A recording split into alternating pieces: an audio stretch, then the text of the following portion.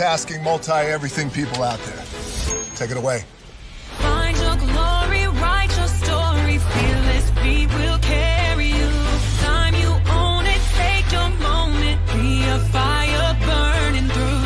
Hustling from night until morning, grinding it out, it won't be long. Feel your power, it's your hour, you inspire, you are strong. Enjoy your Zoa. No applause?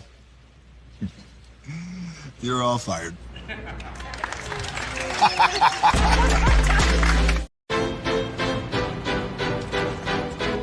Now that you've reached the stage in your life where quality television is important, Nubian TV is a black network that speaks to your lifestyle.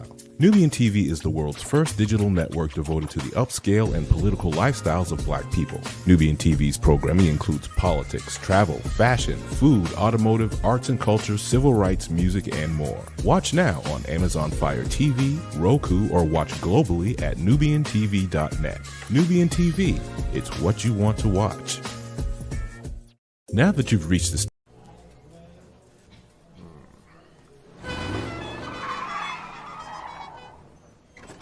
Come with me if you want to live a more delicious life.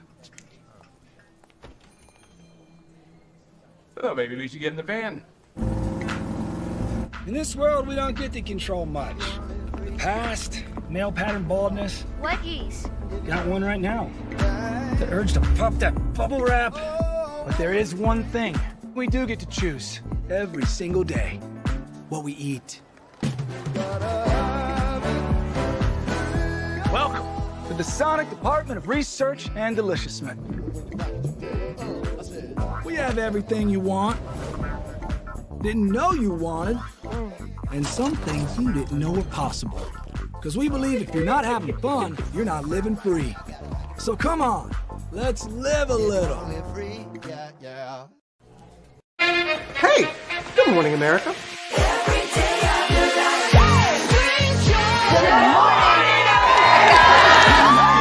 Good morning, America. Good morning, America. Good morning, America. Money! Are you ready? They are ready. Covering the biggest events in the country right now. There's a lot going on here. It's always a good time. That's what the show's about. That's good. Really good. Very good. Coming in hot, Jimmy, coming in hot. It's far from elementary. Good morning, America. I'm not going to try to strut like Michael or anything. I have known George a long, long time. Have you ever gotten him to dance? Look at that face. You don't just see it, you feel it. I'm in. I'm in. I'm in too. I'll be here. I am here and so happy. I'm in. I'm in too. I'm in. That tells you something when Snoop Dogg's in. Michael, George, Lara, Ginger.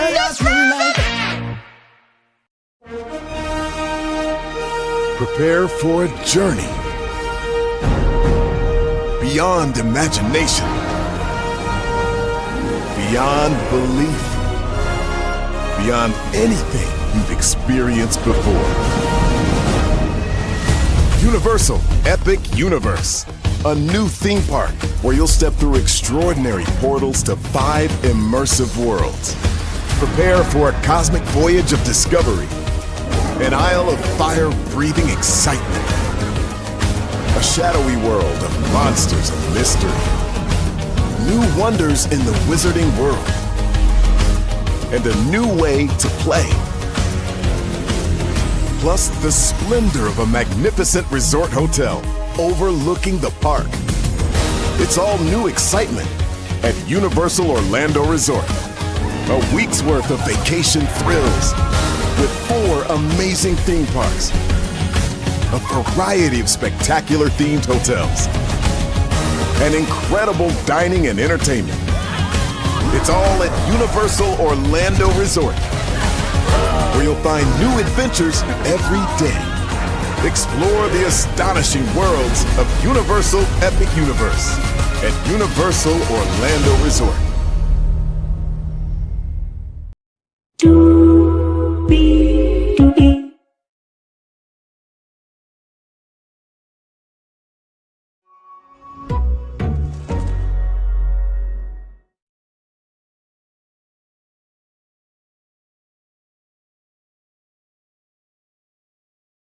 Well,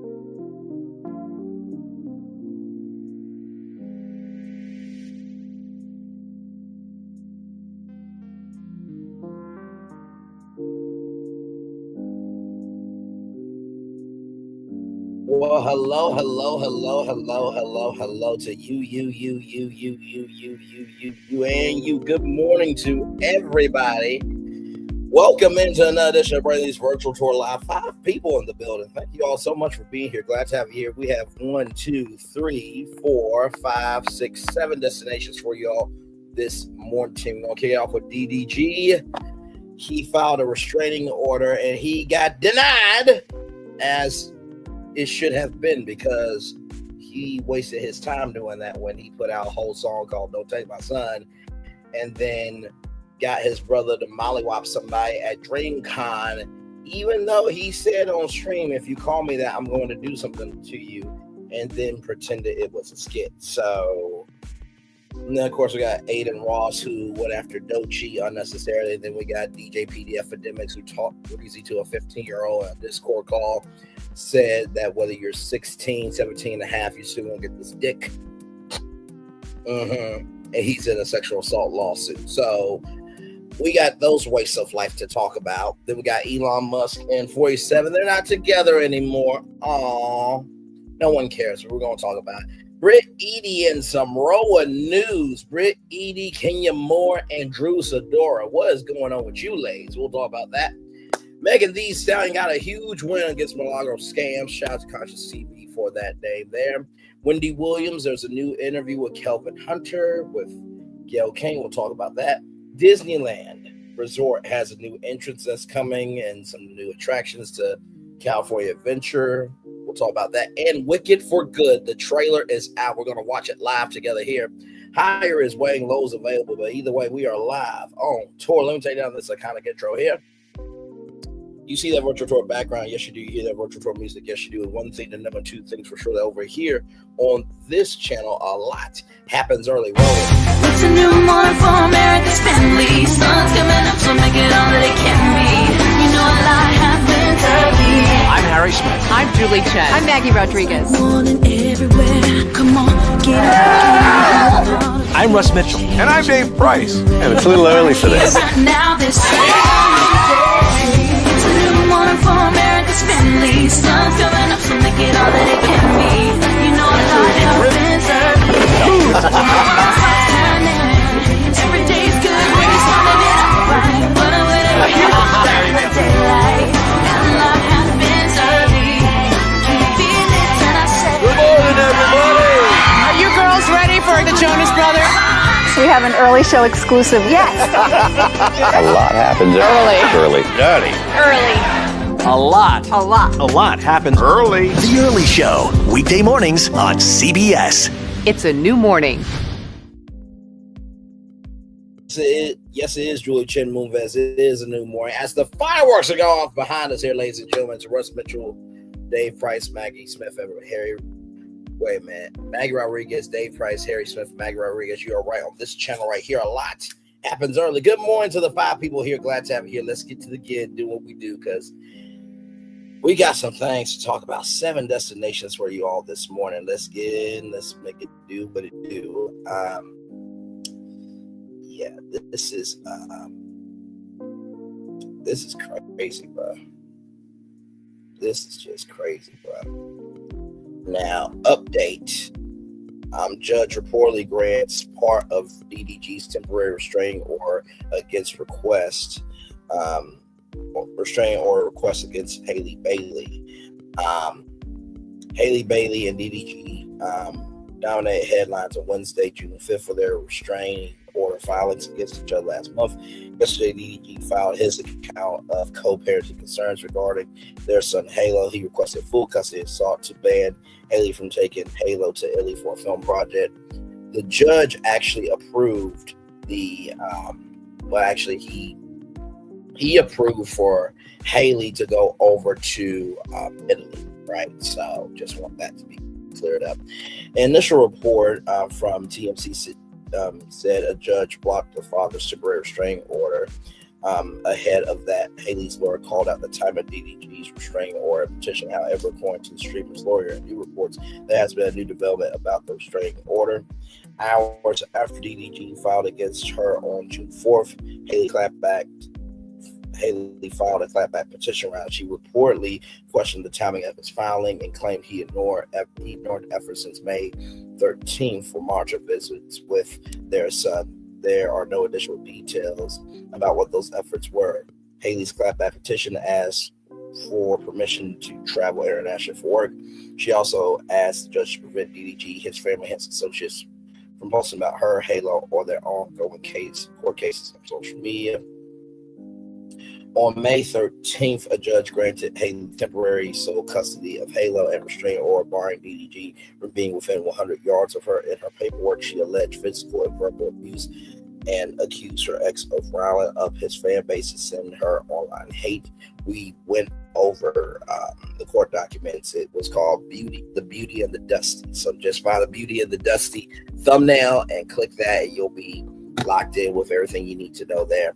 She was scheduled to travel to Italy with Halle for a 2-month gig on Saturday, June 7th. Halle's dad filed his response petition on the day Halle's temporary restraining order expired on June 4th or June 5th. At 9:42 a.m., TMZ reported that a judge blocked the request to halt Halle Bailey's travel plans, so Halle Bailey will be allowed to leave the country to Italy with a child for personal or business reasons. Billboard reports that Judge Latrice A.G. Birdsall partially granted a temporary restraining order on Wednesday evening. Bailey cannot engage in any physical or emotional abuse against DDG. She hasn't done that shit, so that was damn stupid as fuck. However, Halle will remain in her custody until parents next year on June 24th. Again, Halle can still travel to Italy with Halle. The court finds insufficient evidence of intimate, emotional, and psychological risk to the minor child during petitioner's business trip to Italy. Wrote the judge, further evidence is required at a notice hearing for the court to issue more restrictive orders. Additionally, DDG's lawyer confirmed the update in a news statement to XXL. By the way, XXL is a hip hop news platform, by the way. The attorney added that DDG is committed to resolving the matters concerning Halle for legal channels and not the court of public opinion. Really? But yet you got this dumb fuck Aiden Ross who went after a black woman unnecessarily, and then you got DDG who is hailing Lala as premium pussy. It's in the court of public opinion, you dumb fuck. Like, really? Just I can't. So this is the dumb fuck that gets opportunities and shit. Okay. Nah, I can't. Went to DreamCon, right? And literally said in the car on the way to DreamCon, if anybody calls me doodoo garbage, I'm going to handle them. Then you sick your brother on to handle somebody, right? Even though you said what you said in the car, and then you talked to Kai Sanat, and you said it was a scheme. Bruh.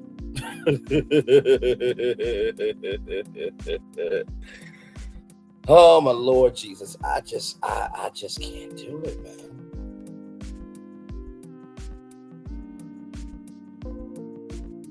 I just can't do it. Y'all know I'm about right is right, wrong is wrong.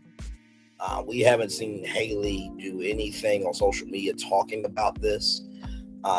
If anything, what we have seen is Halle's been moving forward and DDG been moving backward, crashing out. So right here from XXL magazine, DDG's attorney has released the following statement to XXL. Polls and prior reports that the rapper was denied a temporary restraining order against Halle Bailey. The court granted Mr. Granberry a temporary restraining order based on serious allegations set forth in his application. The statement reads, the issuance of this order reflects the court's finding that there is sufficient cause to provide immediate legal action while the matter proceeds. At this time, custody-related issues remain pending, are subject to a full evidentiary hearing where both parties will have the opportunity to present their claims and defenses. These are highly sensitive matters involving a minor child. Mr. Granberry remains committed to resolving them through the appropriate legal channels and not the court public opinion. Well, like I said, when you put out a song called Don't Take My Son, and I'm rich and I don't care about these thoughts, right? He put his son in this whole custody battle in the court public opinion, once again, I'm assuming that DDG, said, okay, lawyers who will take a check because they're desperate and who will defend me to no end, even though I fucked up to no end. What were DDG's demands regarding Halo and his domestic violence restraining order request? Reviewed by the Shade Room, Daryl Dwayne Granberry Jr. asserted that Halle posed an intimate, emotional, psychological risk to the minor child based on repeated documented threats of self-harm. He sought to limit her travel to California, required her to turn and take Halo's passport to his lawyer, Larry Buckman. By June 16th, the judge granted travel DDG as Bailey to share Halo's travel schedule. Copies of round trip airline tickets, addresses, phone numbers to reach him, and an open airline ticket for DDG in case Halle doesn't return Halo. The father also declared his belief that Bailey could abduct Halo. That belief is allegedly based on a history of abusing DDG, child abuse, taking away or hiding Halo, threatening to take away or hide Halo, and not cooperating parenting. DDG requested that the judge bar Halle Bailey from exhibiting abuse. This is the specific part the judge granted. Some examples were harassment, threats, assault, stalking, property destruction, surveillance, or online impersonation. Who would want to impersonate your ass? You are the dumb fuck that asked the question, who looks better, Morris Chestnut or DDG? That was your dumb ass who asked that.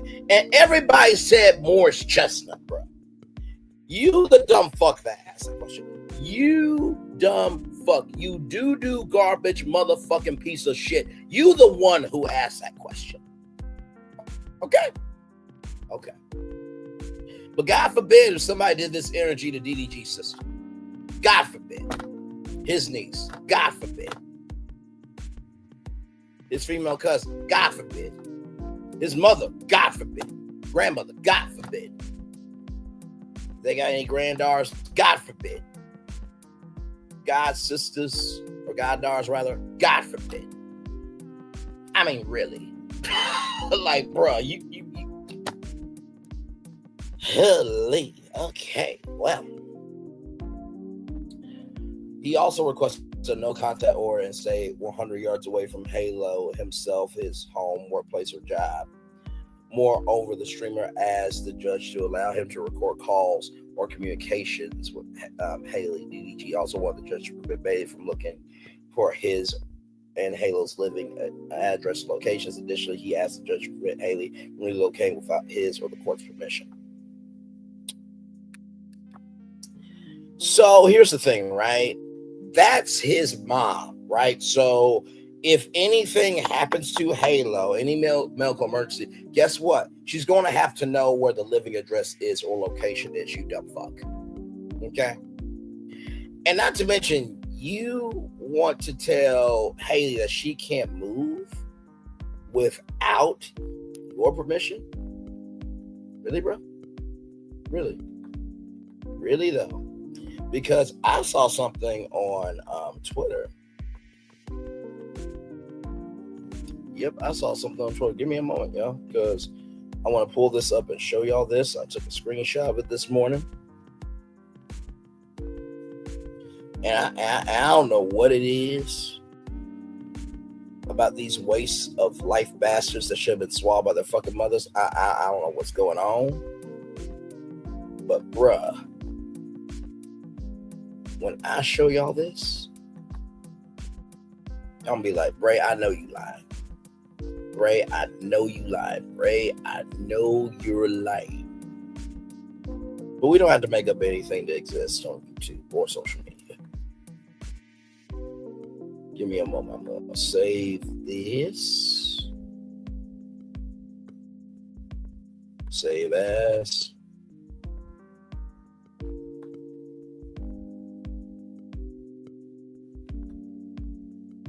Give me a moment. Let me go to my Facebook.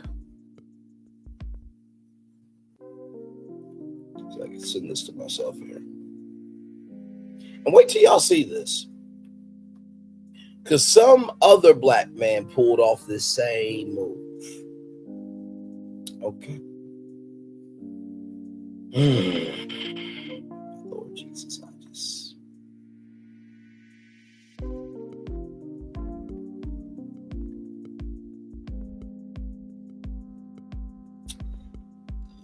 this is just sad.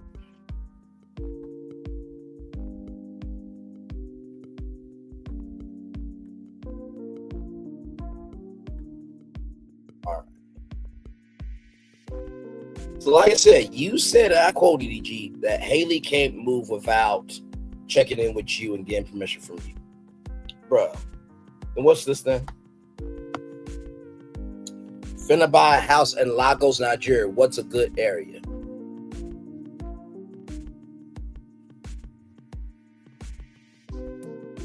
So you're gonna move to Lagos, Nigeria, bro? But yet Halle can't move without checking in with you? I'm just asking a question. I'm just asking a question. So you can move to Lagos, Nigeria, right? Without her or the court's permission, but she's got to check in with you for her to make a grown-ass woman decision.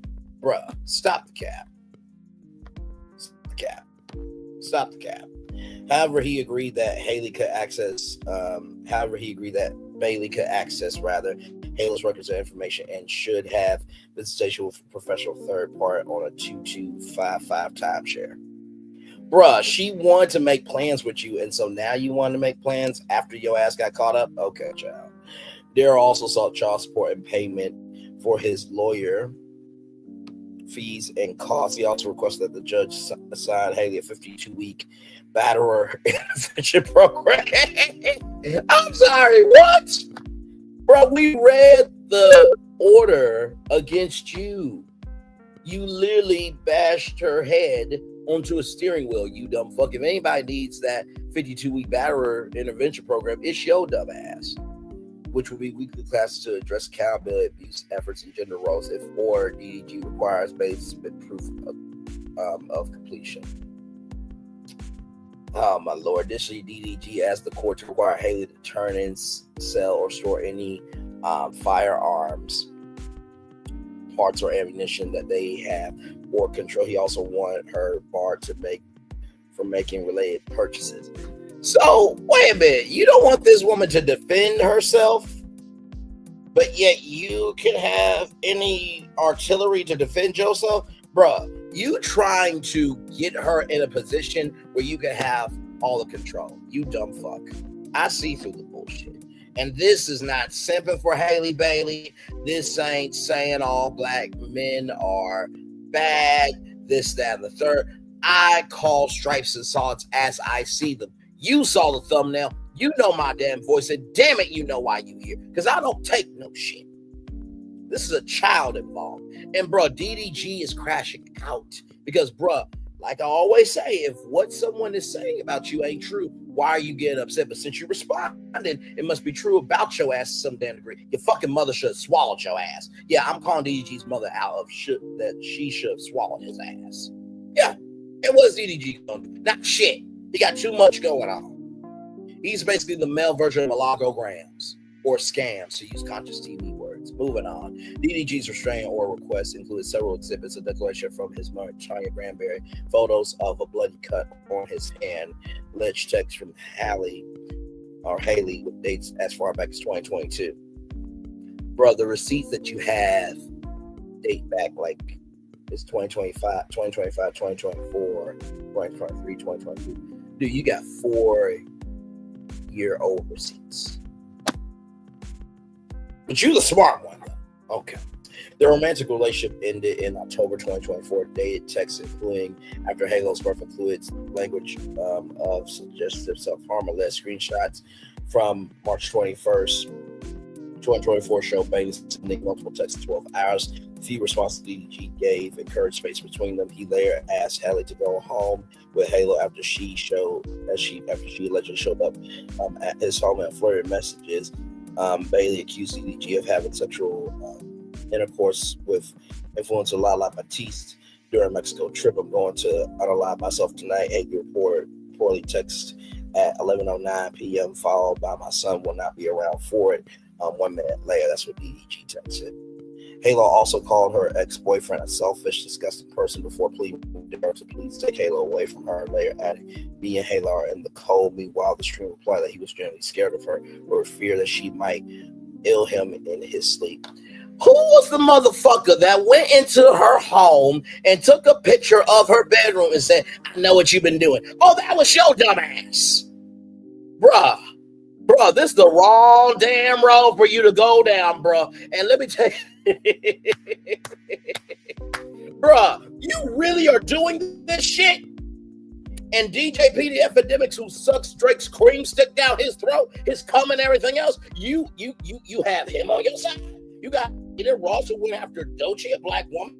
This is the dumb shit that you want to do, and these are the dumb fucks you want on your team, bruh. Stop it. Meanwhile, the streamer, read all that shit already. He added that he didn't trust her around pals, which he allegedly had in his home. Just go home out, make a payload from there. DDG texted on March 21st, 2024 at 11:15 p.m. With the parents accusing each other of forms of abuse, the independent fan bases have begun taking sides. Admit that Halle Bailey's fans have surfaced Snapchat content in which Halle admits to battle severe postpartum depression, including feeling like she was stranded while trying to come up for air. In those same videos, she credited DDG for being the most amazing dad in the world per People magazine. So she has been very vulnerable about that, right? And even DDG said that, hang on, y'all, I love Halle, and she's going through a lot right now, so rest up on her. So it's like, dude, which is it, bruh? Which is it? So then Halle Bailey responded to DDG or doodoo garbage. So just, hey, listen. Right here, Halle Bailey breaks silence after DDG discloses her self-harm history amid custody case update. Don't worry, we'll look at that in just a minute. Right here, as Halle Bailey and DDG continue their court custody battle over their one-year-old son. By the way, that last story was from the Shade Routine section of the Shade Room. Now this is from the Shade Room. Halle has broken her silence. She is now reportedly denied DDG's claim that her past threats of self-harm could put their son's well-being at risk. Basically, DDG taking an inch and making it a whole fucking mile. According to Billboard, Halle allegedly told the judge in court that DDG is exaggerating her previously treated mental health struggles. As previously reported by the Shade Room, Halle Bailey received a temporary restraining order, full custody of baby Halo, ahead of her court hearing with DDG, which was set for June 4th. However, the hearing was delayed after the streamer filed a companion custody case. His filing, he highlighted Haley's alleged history of threats of self-harm. Halle has now responded to those claims. She stated that rather her ex-boyfriend's declaration has exaggerated and misconstrued for the court not only the history of our relationship, but our parenting and for my mental health. Halle poorly explained in her declaration. And by the way, milagro scams, right? Milagro scams. Welcome in, Smee, corner 77. Welcome in. Glad to have you here. So, milagro scam got onto Halle Bailey about, well, this, that, and the third, and that, just because you're a woman, you say you have emotions, and that is the reason why you act the way you are, doesn't mean you can get away with it. Motherfucking bitch, do you not have a case your damn self? Wiggins was just on with Ashley Banfield, and you judging this woman for having a piece of shit bastard of a baby father who allegedly bashed her head on a steering wheel, and literally, while she was in a robe, tussled with Halle, with Halo in the backseat of a car, and you a fucking wife? You a fucking mother, bitch. You better shut your ass up and handle your shit. And then she's going to say, let me tell you internet people something. Bitch, you are internet people too. My Lord Jesus. There are dumb black women and dumb black men on all sides. My Lord Jesus. Good Lord Jesus. You would think, after all the shit that you've done to me, the Stallion, put out deep fake video and making up claims that ain't true, and then, honestly, you want to suck off Daystar at this point. Like, seriously, you got so much going on. This is a young lady trying to figure herself out. Because let me tell you, if we talk to your mother, your father, your sisters, your brothers. You were probably a bastard child that was more of a headache than a blessing. Okay? I can't with the black dads and black proxy, black imagination. That's why when Issa Rae said, I'm rooting for everybody black. No, everybody black doesn't deserve to be rooting for. Let's keep it a buck. Okay? One of my friends, Michelle, was like, I don't think that's what she meant. And you always are hard on that statement. Well, Issa Rae said it. So she's a public figure that is subject to public criticism. Moving the fuck on. I love Issa Rae. Moving on. I can't. If what I'm saying ain't true, don't respond.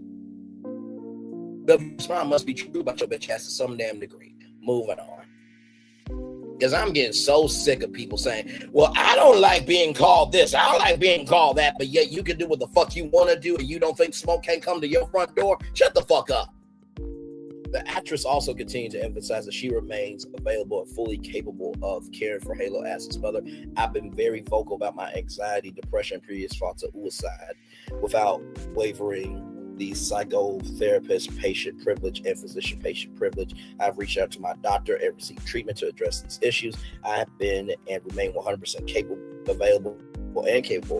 as a parent to our son, Halo, Bailey wrote in her declaration per Billboard. Furthermore, Halle points out that most of the mental health incidents DDG mentioned occurred in 2022 and 2023. She says his behavior during that period left her emotionally devastated. The singer also noted that he never questioned her parenting abilities until the day the court scheduled a hearing for her abuse allegations. Had Daryl really been concerned about my parenting, he would have taken action prior to this time. This is cold retribution to embarrass, humiliate, and cause me additional emotional stress.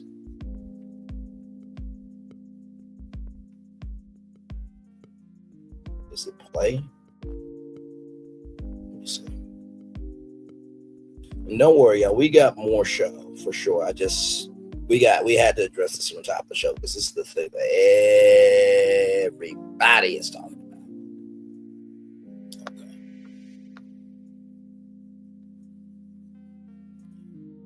DDG denied emergency motion to block Haley's international trip with Halo. Haley's latest response to DDG comes after the streamer filed an emergency motion to prevent her taking Halo out the country. According to TMZ, he submitted the motion on Wednesday, June 4th, ahead of Haley's scheduled trip to Italy on Saturday, June 7th. In the filing, he claims that she poses an intimate, emotional, and psychological risk to their son.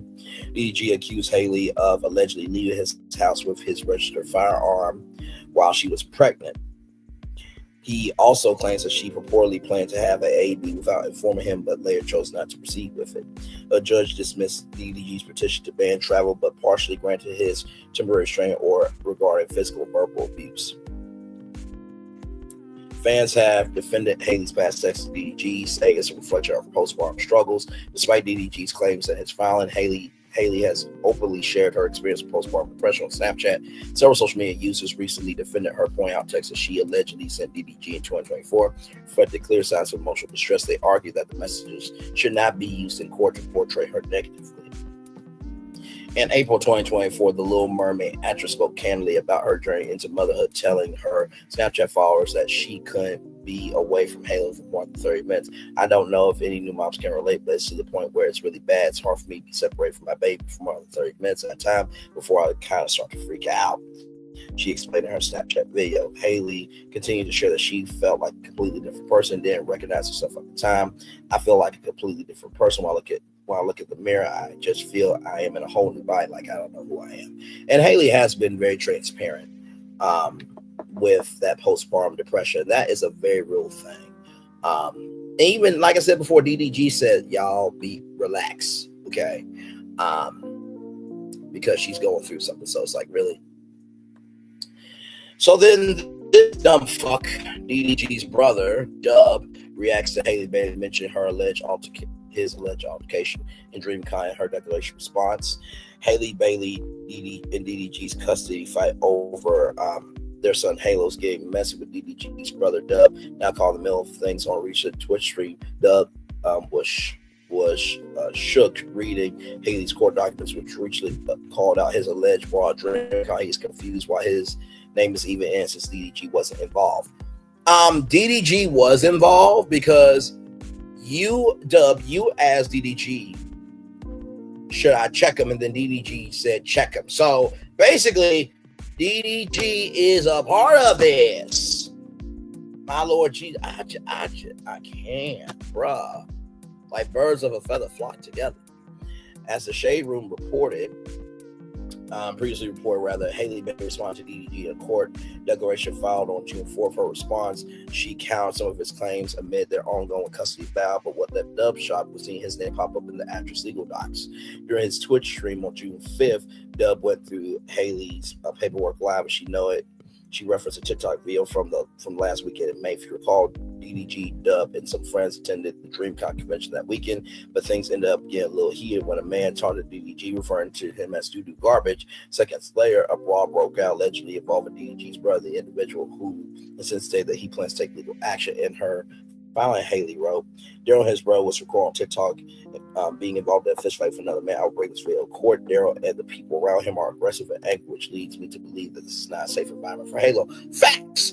And not to mention, too, people even said that this clip from DreamCon was going to be in the court docs. Bruh! Dub, you can't be shocked, bruh! Dude! I mean, my Lord Jesus! These guys would not make it on Power, Empire, or in Grand Theft Auto. I mean, my Lord G, I can't. Dub's jaw dropped as he highlighted the portion on his computer screen. You dirty itch. So wait a minute. She's a dirty bitch, right? But yet, you the dumb fuck that got into an altercation on a live stream when DDG said, don't record. And DDG said, yeah, go check him, which basically meant DDG gave you permission to go check him, right? But she's the dirty bitch, though. Okay. He proceeded to tell his viewers that DDG was well PR trained. When we ain't, he cackled up, then turned up his music. It appeared in what appeared to be an attempt to line the mood and shake off the drum, but the mention of his alleged incident at DreamCon was still heavy on his mind. He clapped back. What the fuck do me getting into something have to do with my brother? He ain't even gonna say nothing. He didn't even do anything. I ain't gonna lie, bro. I ain't even do nothing. So you didn't push the dude at DreamCon, and DDG didn't stream it live on his stream on Twitch, and DDG didn't say, if somebody call me doodoo garbage, I'm gonna handle them before getting to DreamCon.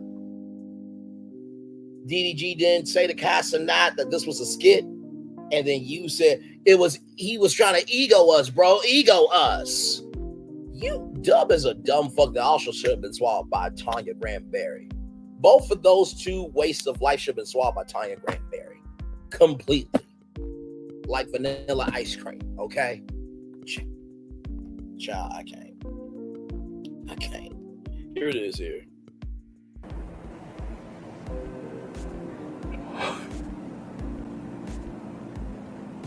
Yeah, I simply cannot.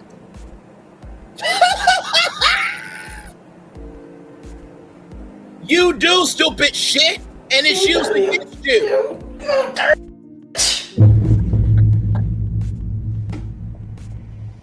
Let me say this. My brother is PR trained. He went to class to be PR trained. Oh, class? Right? Me, the Shade, Baby Rich, Derek, especially Wizard Kelly, J5. J5 probably a little. He probably went to one class. We ain't.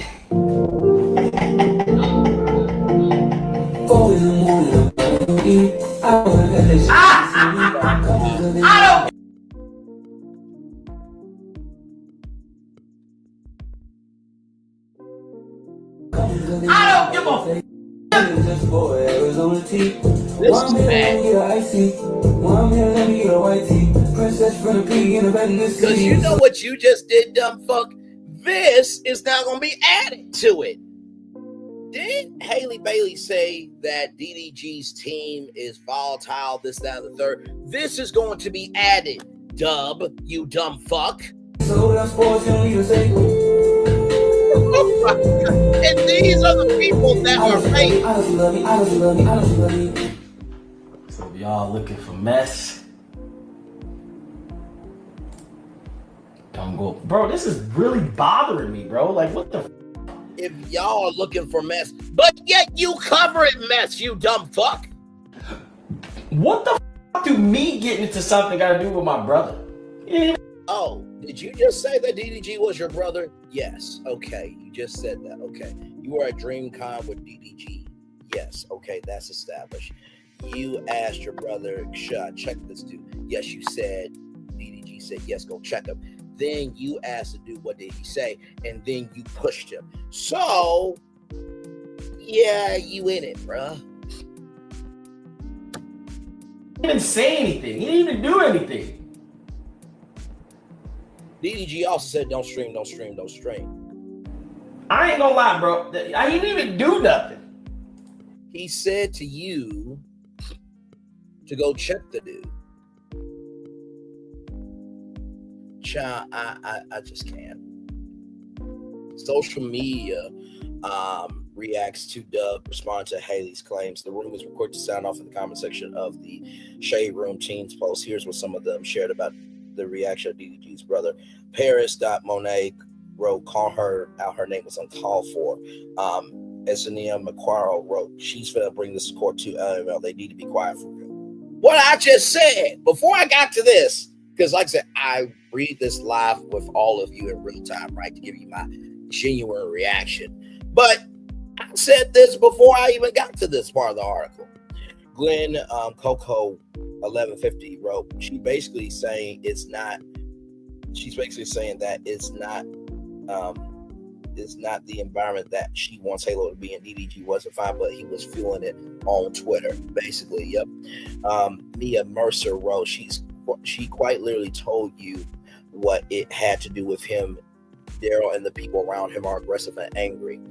Nikki .2K25 expressed, not the whole family corny, from the mama down to the sister. They must be related to my baby daddy. This girl has been silent the whole time. I got the family fired up before crying emojis. Taken Annette wrote, because you asked your brother for permission to hit the dude. Like, at this point, hear ye, hear thee, hear ye. I give Haley Bailey full custody, and your parental rights are terminated forever. That's what y'all are doing in real time, you dumb fucks. Stiff Moods wrote, why is he not worried about this child custody issues with his baby mama?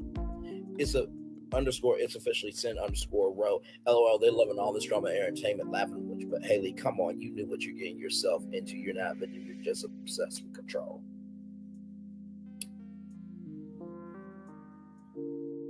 I mean, people did tell Haley to not date this dude, but just because she's in this doesn't mean that she deserves to be disrespected, right? So, Halle denies DDG's allegations about her mental health in her newly filed declaration. Little Mermaid star hit back at DDG for exaggerating, misconstruing her mental health struggles.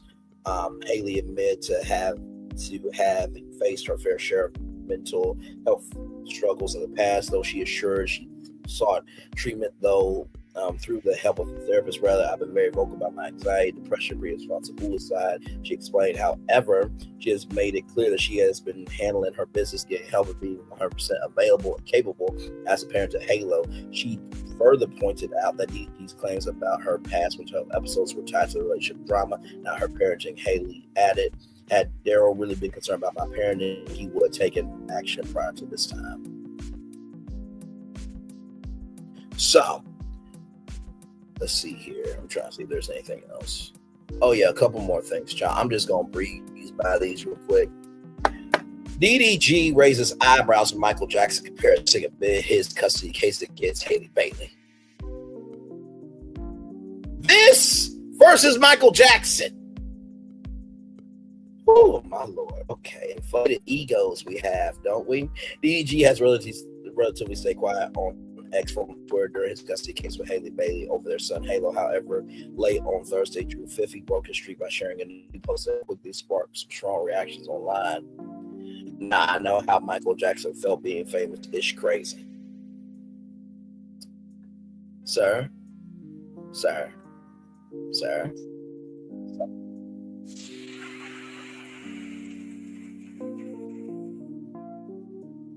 Sir, you have to be out your ever-loving mind. You have to be. You have to be out your ever-loving mind. You really think that you can compare yourself to Michael Jackson? Bruh, Thriller, Off the Wall, the Jackson 5.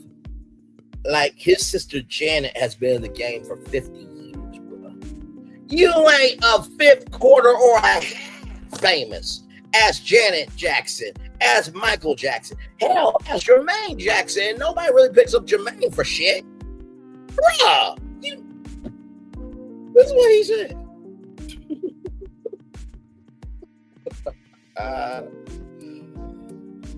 Oh my God, some reactions here. Instagram user The Real Mari wrote, I don't know why this generation is so comfortable speaking on Michael Jackson, but okay.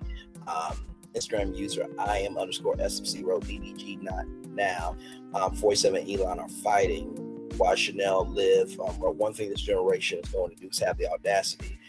Then Instagram user Poet Next Door wrote, none of y'all Michael, none of y'all, none.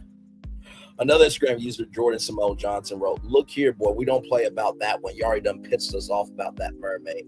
The brown skin miss wrote, the delusion, Little Mermaid's baby daddy is literally your name, sir. Black Art Expo wrote, whoa, there, got a little too much dip on your chip. And then finally, J_Geo5K wrote, how he know how Mike felt. That part. Now, there's a young lady here, right? There's a young lady here that is in this by the name of Lala Baptiste. I told y'all about her a little bit earlier, right? So apparently they did a friends trip, all that stuff there. And so some of the text messages wrote, you leave me hanging as his mother. I just found out that you slept with Lala in Mexico. I'm going to unalive myself tonight. You can have him and let her be his mom. So this is to Lala Baptiste. Even though the validity of these messages have not been confirmed independently, their release has generated intense debate on social media. By the way, this comes to us from where is the buzz from? Yahoo Entertainment.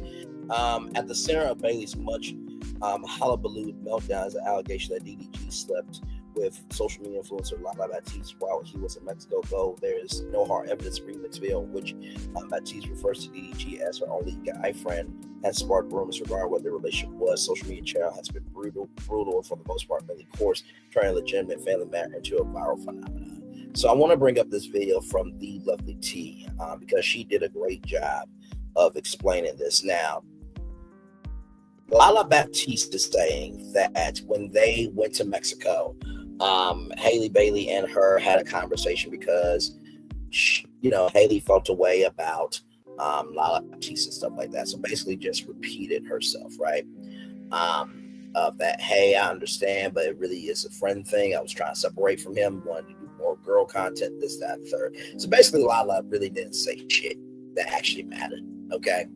But look at this, y'all. This is from The Lovely T TV. By the way, like, comment, share, and subscribe to that sister. I know she's got 1,030,000 subscribers, but the more she is known, the more she wins. And when she wins, we win too. Okay, here we go. Kind of show that there's underlying sexual tension there between her and DDG. That there's definitely some feelings there, but that she doesn't want to deal with him fully. And let's not forget, she also admitted to kissing DDG. Those videos are all on TikTok as well. So I want you guys to go ahead and see some of these TikTokers and what they had to say about the situation. Check this out. Was innocent. I just moved to LA. There was one time that we kissed.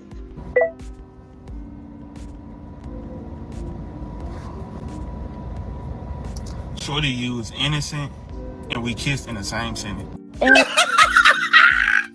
That part. Lala, hold on. I know you said nothing happened with you and DDG in Mexico. Nothing sexual happened. Hell, nothing ever sexual happened in y'all whole years of being friends.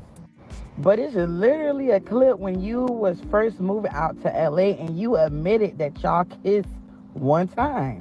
So, girl. Hung out, everything was innocent. I just moved to LA. There was one time that we kissed. And then after that, I told him, like, look, I think you got the wrong impression. Please don't get up here and act like you all for Halle. You know, you giving this whole speech. You saying a whole bunch of nothing, bitch. And then, you know, when you start digging, you run into a whole other situation that I wasn't even supposed to run into. But, bitch, you went behind your best friend's back and messed with TJ? Girl, like, I swear to God, I did not even know you was that type of girl, but I swear, I'm not even surprised. Like, what? Bitch, and now DDG, like, if I was Ruby, bitch, like, is you okay? Like, bitch, you all my leftovers, bitch. Like, damn. It just brings me back to the whole, oh, that's my ball thing. Cause girl, like, yeah, balls definitely get passed the fuck around. Not your year, bitch. Try again next year, because bitch, soon as you came out and started talking like, bitch, I didn't even know you existed. No shade. I didn't. But, you know, thank God for Screaming University. So, you know, we get to know new people, new faces that I didn't know. But, girl, you know, they would not let you live, bitch. You will dig up everything, bitch. And you was a dirty bitch. You not a girl's girl. No. When you were trying to be funny at the pool party the other day, you say what you want and say that it was about a whole another conversation and you would never do that, bitch. Yes, you would. Yes, you would. Yes, you would. All right, so you guys just saw what the TikTokers had to say. Now, the problem with this whole Lala timeline is it definitely overlaps with when Halle was pregnant. So the thing is, she's pregnant. You know, you have this beautiful girl around you all the time that's claiming to be your friend. And then she has the baby. And of course, she's going through postpartum. You know, again, this was not a good look on DDG. Oh, hold on. You're tripping now.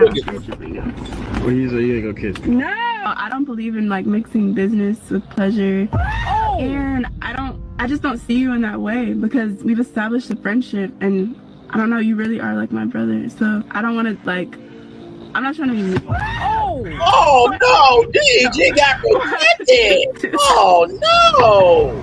Stop calling me brother, man. Oh no. DDG got told he was doo-doo garbage by Lala Baptiste. Oh no. Oh my God. Wait, I'm sorry. That just scared the fuck out of me though.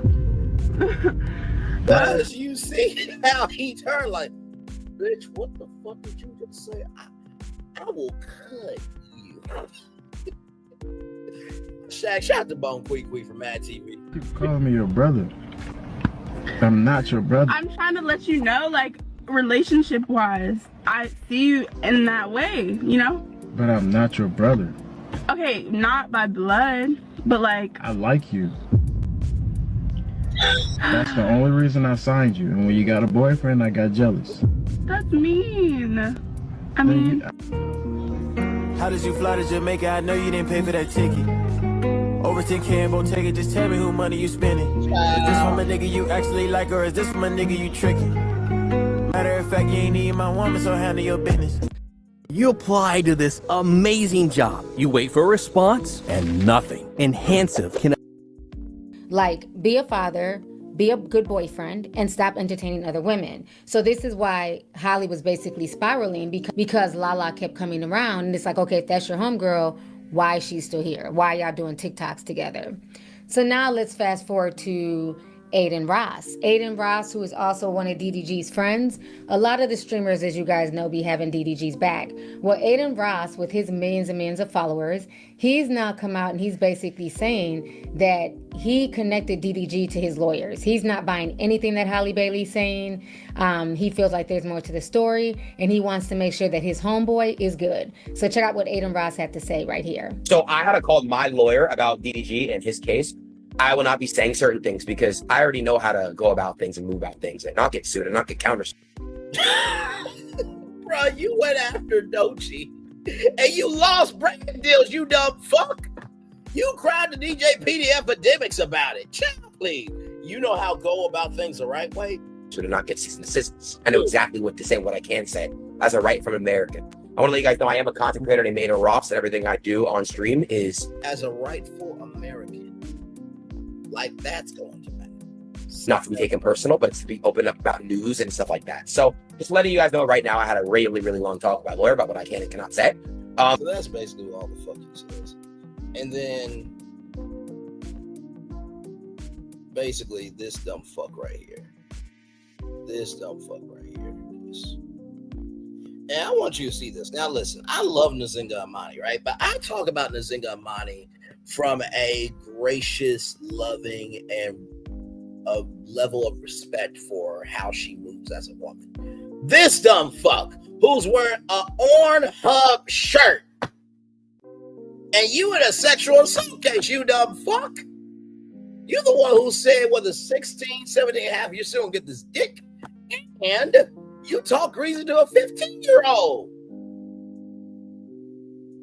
Bro, the only reason why you're known is because of everyday struggle. Besides that shit, nobody would have known that you would have existed. You got roasted by Erica fucking Badu as Jerry the Mouse, which was an insult to Tom and Jerry, because Tom and Jerry been around for 85 years compared to your ass. Let's roll on.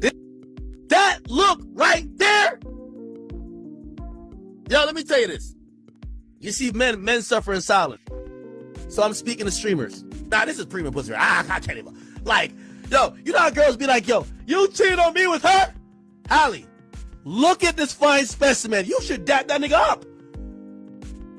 Both of them look beautiful. Like, I mean, I'm not going to sit here in front.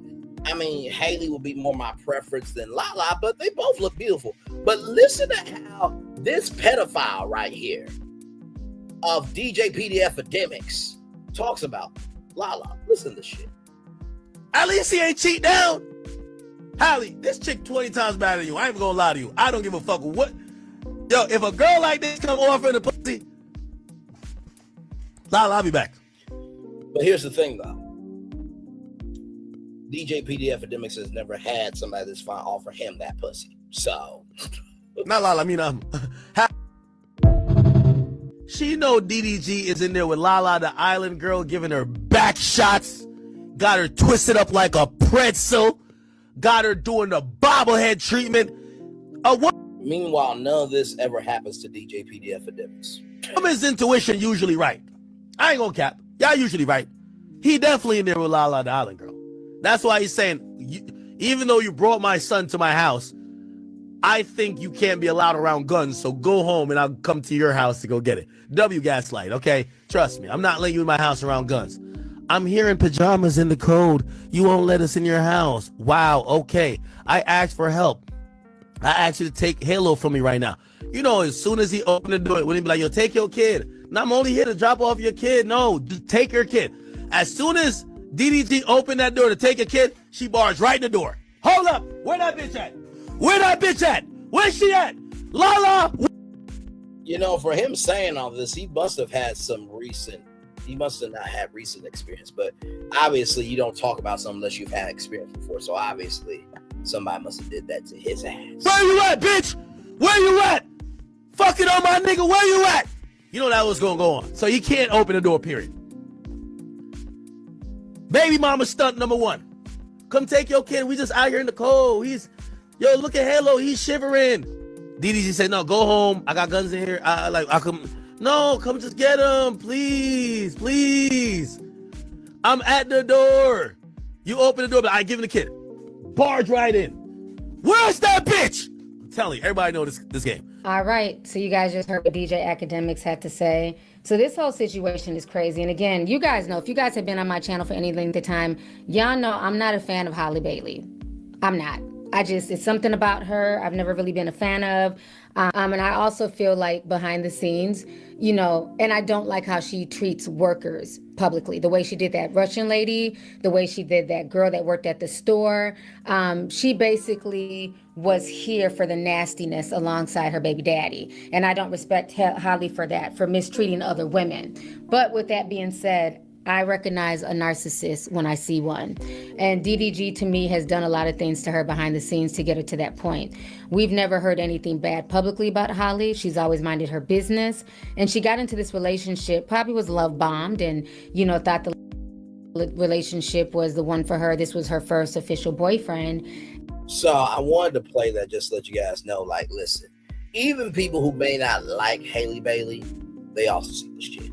Speaking of seeing shit going on, here it is here from Variety.com. Child, listen. 47 says Elon Musk has 47 derangement syndrome as Earth grows apart. I don't know if we will have a great relationship anymore. On social media post, the president says the easiest way to save billions in the U.S. government budget is to terminate Elon's governmental subsidies and contracts. So you mean to tell me all this time, lovey-dovey, everything in between, but now it's all going to shit? Okay. 47 on Thursday commented on Musk and his criticism of the president's big, beautiful spending package, which Musk called a pork-filled congressional spending bill and a disgusting abomination. Musk last week exited the administration as a special employee leading the Department of Government Efficiency, DOGE. Musk, the world's richest individual, donated about $275 million to 47's campaign. 47 speaking to reporters in the Oval Office Thursday said, Elon and I have a great relationship, but I don't know if we will anymore. I was surprised because we had a wonderful send-off. He said wonderful things about me at a May 30th press conference marking Musk's departure from the administration. Said 47, very disappointed because Elon knew the inner workings of this bill. He had never had a problem until right after he left. 47 said that others who have left his administration at some point they've been so badly, and some of them become actually hostile. I don't know what it is. The store of 47 derangement syndrome, I guess they call it. The president said they wake up in the morning, the whole world is different. They become hostile.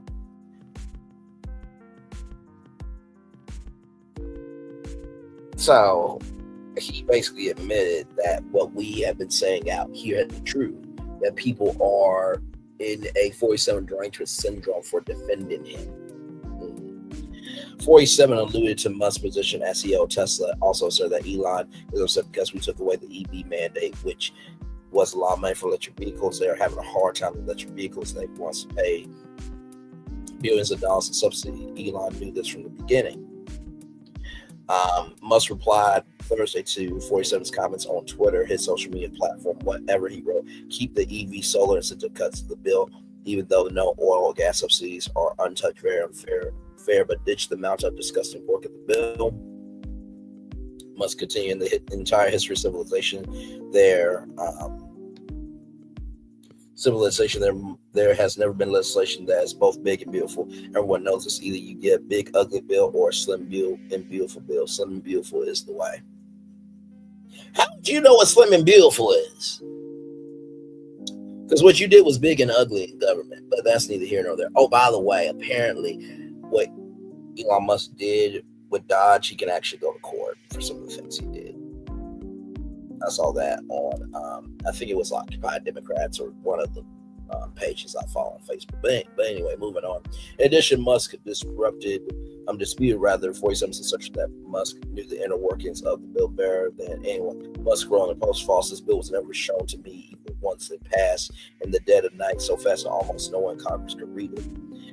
Musk posted later, without me, 47 would have lost the election. Democrats would control the House and Republicans would be 51-49%, much in gratitude. After 47's comments in the Oval Office Thursday, the president posted this on his Truth Social account. Elon was wearing thin. I asked him to leave. I took away his EV mandate that forced everyone to buy electric cars that no one else wanted to, that he knew for months I was going to do it. He just went crazy. And Isn't that funny? A crazy person calling somebody else crazy? That's hilarious, child. That is absolutely hilarious. He also wrote in the post, the easiest way to save money in our budget, billions and billions of dollars, is to terminate Elon's governmental subsidies and contracts. I was always surprised that Biden didn't do it.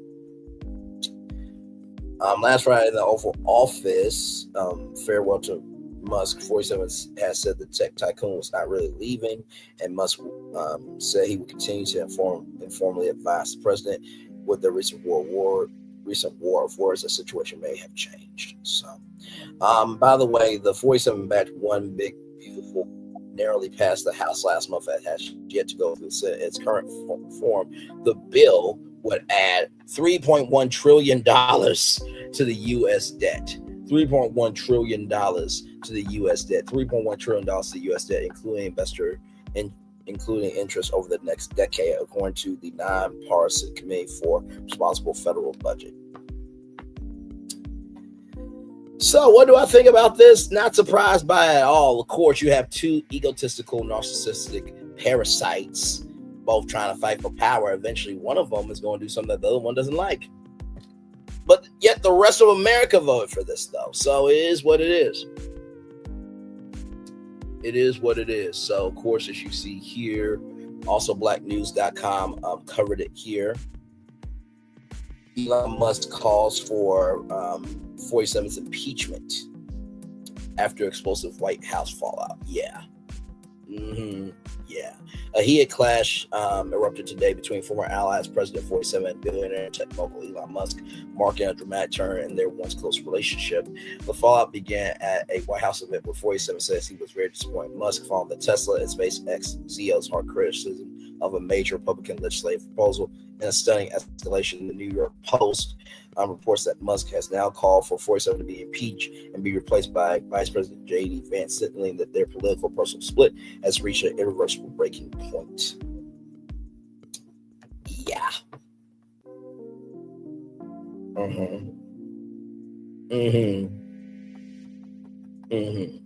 In response, 47 suggested Musk criticisms were disingenuous, claiming the billionaire knew the bill inside out, only raised objections after leaving his post. 47 implied Musk's disapproval stemmed from the loss of federal support for electric vehicles, although there has never been a national EV mandate. The president further hinted at retaliation, raising the possibility of canceling SpaceX and Tesla's lucrative federal contracts, which have included work with NASA and the U.S. military.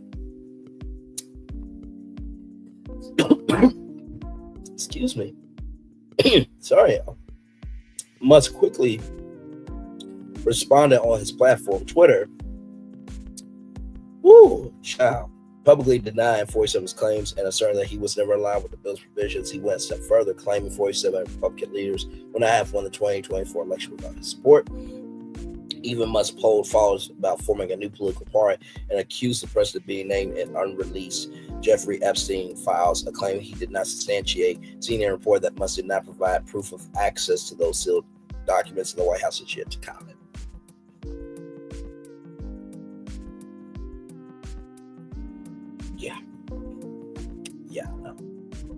I know that actually happened. And here is from Variety here. Elon Musk claims 47 is in the Epstein files. That's the real reason why they have been made public. Musk in a post on his X social media platform wrote, "Time to drop the really big bomb. The real 47 is not in the Epstein files. That's the real reason why they have been made public. Have a nice day, DJT." Musk later added, "Mark this post for the future. The truth will come out." Musk did not offer any evidence to support the claim. Child, we're just 1 hour 8 minutes and 58 seconds into this show. Child, listen. We do have a lot more tour coming up for you right from this space right here and right now. So let's get to that, because y'all, if you think the drama that's happening with DDG and the White House is crazy, Check this out from People Magazine, people.com. Brit Eady skips Real Housewives of Atlanta season 16 reunion. Kenya Moore 9 by exclusive sources. This comes to us from People Magazine, people.com. 2 of the season's most talked about housewives are absent from the reunion taping for very different reasons. Need to know, Kenya Moore and Brit Eady are both missing from the Real Housewives of Atlanta season 16 reunion, which films June 5th in Atlanta. So it was filmed yesterday. Moore was suspended mid-season after sharing explicit photos of Eady in retaliation for Eady's comments about having a pistol for more. The reunion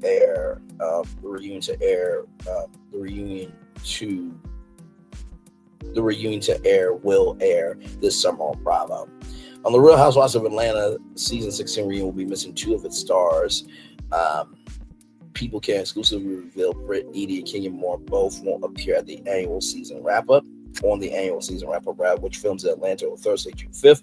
Each is absent for different reasons. A source tells People Eady, 37, skipped the taping on her own accord amid a fallout with her co-stars, while second source Moore, 54, was not invited by Bravo to participate in the reunion. Housewives sports with Wiggins, Phaedra Parks, Shamia Moore, Milagro, Kelly Farrell, and Angela Oakley were all in attendance, as well as was Cynthia Bailey, who returned to the franchise this season as a friend of the show. Reps for the network, or representatives for the network, did not immediately respond with contacted for explanation, but did release a reunion scene chart on Thursday that did not include Eady and Moore in the mix.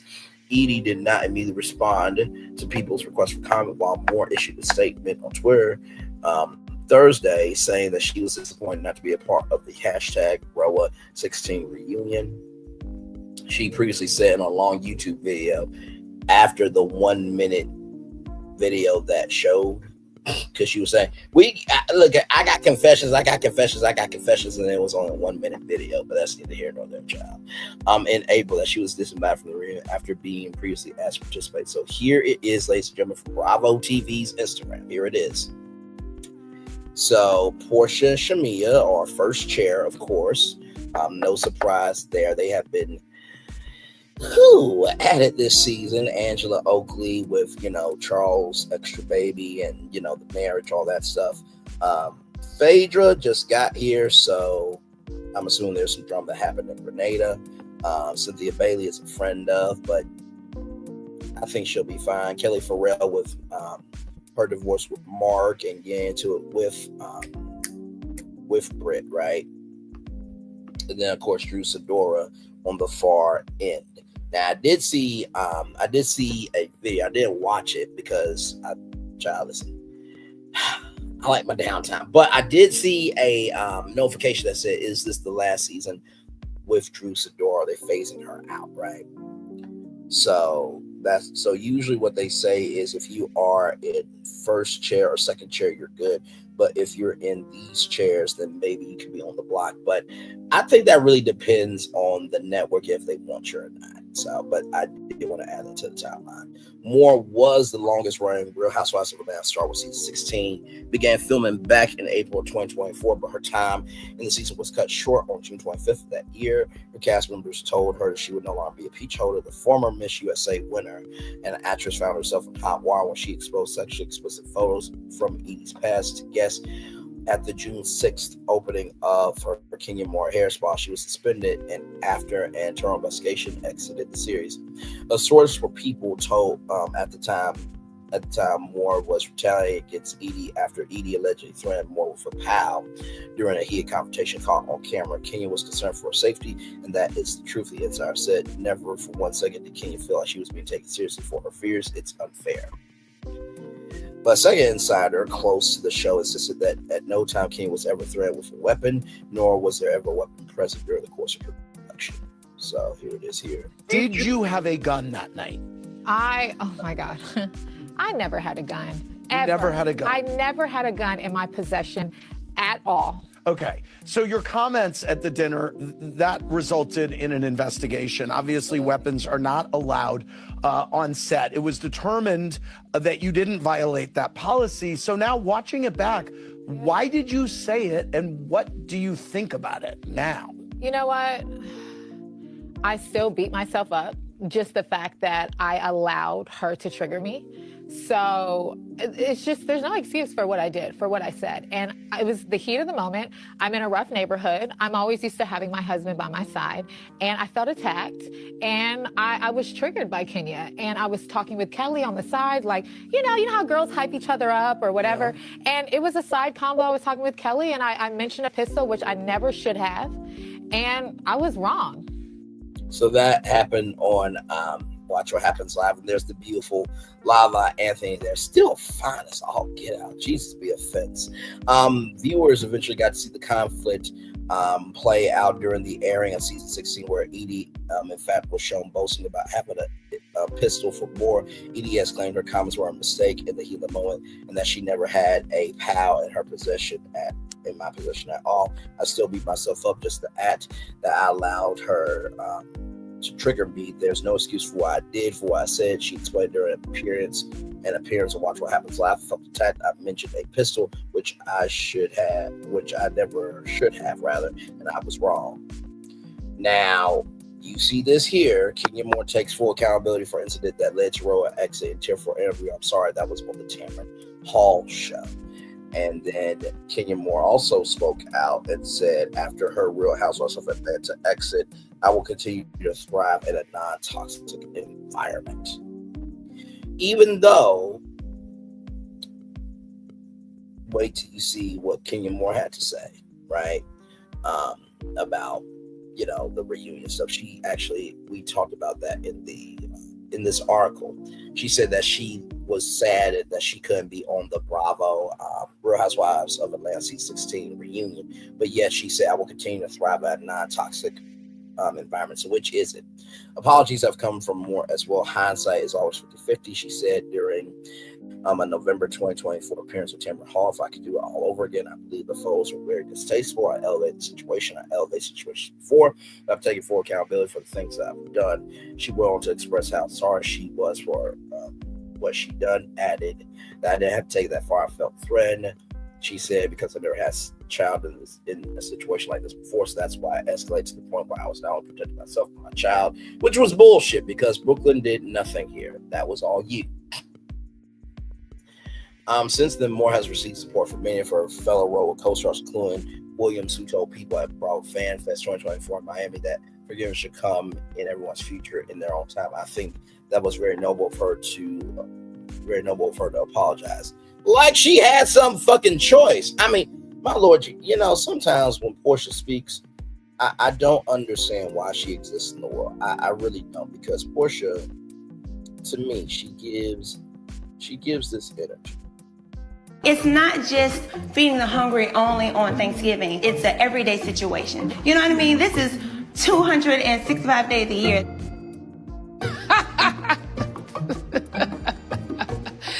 That is funny. 265 days? Where the hell that bitch live at? Because if I recall, you said a rumor that could have ended Kandi Burruss' career. And the only reason why you were ever allowed back on was because Nene and Kandi advocated for you. So without them, you would be able to be a star or starless. But hey, what do I know, though? I'm just talking, right? At the end of the day, everybody's human. Some people have thresholds, and then you break it, and then they go low, or they go all the way to hell. Well, it takes one to know one, Portia. But either way, you would recognize that you've done something to hurt someone. You acknowledge it. I think let's start there. I'm right here as a possible return to RHOA. Moore said on Tamron Hall that she and executive producer Andy Cohen have had some conversations, that he's been a great support system throughout the ordeal. He's called, he has checked in on me, he has given me advice. I feel that he's a really good friend. I just appreciate the support, she said, of Cohen the network. That was my favorite 12 years. I love them, and I feel like they love me. That was just a really fortunate situation. Cohen at Bravo Fan Fest echoed his support for Moore, telling people he was proud of her for taking responsibility, but adding that no decision about her possible return have been made yet. So it airs. So RHOA airs Sundays at 8 Central on Bravo. Streams the next day on Peacock. The reunion is expected to premiere this summer. But hold up, because there's more. There's more. Right here from Brit Eady. As everyone is aware, I am not attending the you, and this was my decision. The events of this season have devastated me, and while I cannot say much right now, I do want to set the record straight on one thing: the graphic sexual photo surrounding the events in episode 5. That photo was not me. As you can see there, that's what Brit said. That photo was not me. Allegedly. As the episode makes clear, I did not see the photo at the time. Rather, I was made aware of the photo being presented at the event, and based on what I was told, assumed that it was somehow a photo of me, which is why I reacted in the way that I did. I do not know who was in that photo, but upon seeing it recently for the first time, I now know it was not me. I look forward to seeking accountability and moving past this dark part of my life. Yeah, I know. So here it is here. So Kenya was fired for no reason. One of the worst casting decisions in RHOA history, SMH. Y'all did all that for Brit to play 1, 2, 3, not it. Whoever the producers over here at, who are the producers over here at Bravo, because this is crazy, SMH. That show is on life support. Pull the plug. I would agree with that. What the hell is going on here? Okay, girl, bye, don't come back. Kenya is coming back next season. Girl, bye, Felicia. So is Kenya coming back or not? So you definitely record just not on that video. That does not mean anything, Miss J. That was slick, but not smooth. So now it's not you. Yeah, okay, maybe it's just me, but I would want to see the photos displayed to me if I wasn't there, and how the producers not know they all owe Kenya apology, SMH. Oh, that meme right there, my Lord Jesus. So yeah, that happened there. And then of course from MediaTakeout.com, my Lord Jesus. I will get by pay on all this once we get past Drew Sidora. From MediaTakeout.com, right here, Kenya Moore, Rose Kenya Moore says she'll be back on Bravo soon. Right here, I'm disappointed to not be a part of the hashtag RHOA Season 6 reunion today. Please know I take the full accountability for my actions and deeply apologize to all of those affected, including Wendy, the cast, crew, guests, and viewers. I look forward to seeing you all back on Bravo 7. So, there it is.